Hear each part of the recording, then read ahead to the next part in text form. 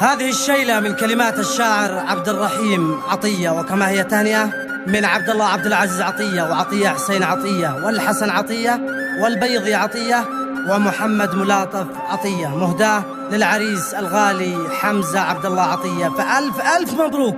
أداء الشاعر محمد الديلم.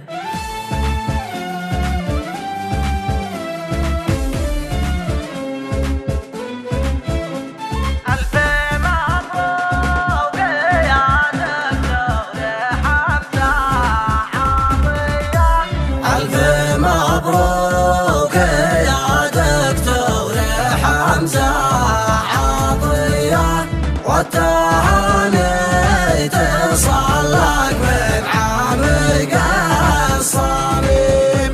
في زفافك يهنوك الرجال الوفية، ربعك العز قوم العز كمن زف واسمع تهاني لك مع عسكر تحية باسم ربعك، وخاصة باسم عبد الرحيم. والتهاني من أصحابك وهذا وذي بارك لك، ويوم الزف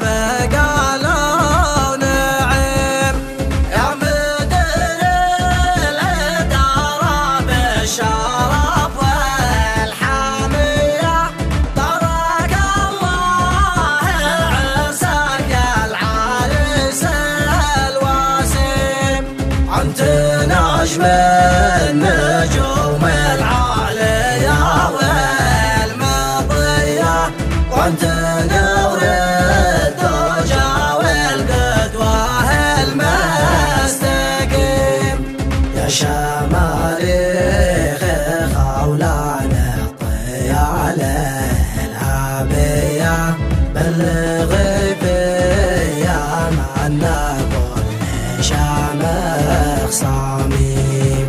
موعد الزاف برعاية من أهل العانية، بعز الدين وعز الدين ومواسيم.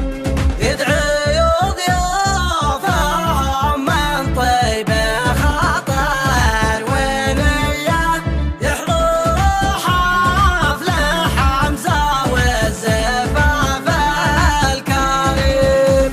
واجب الأخ يا أخواني يشارك خاويه باحتفاله ويوم المهرجان العظيم. والشرف للمضايف بالضيوف الوافية، قدرت العز والنهج السليم القويم. من رجال الوفا والنخوة الحميارية، مرحبا كل وافد ما يهب النسيم. طابت أفراحنا وارتفعت المعنوية، في حضور النشامة كل صاحب حبيب. وسال الواحد ديان رب البرية، أن يتم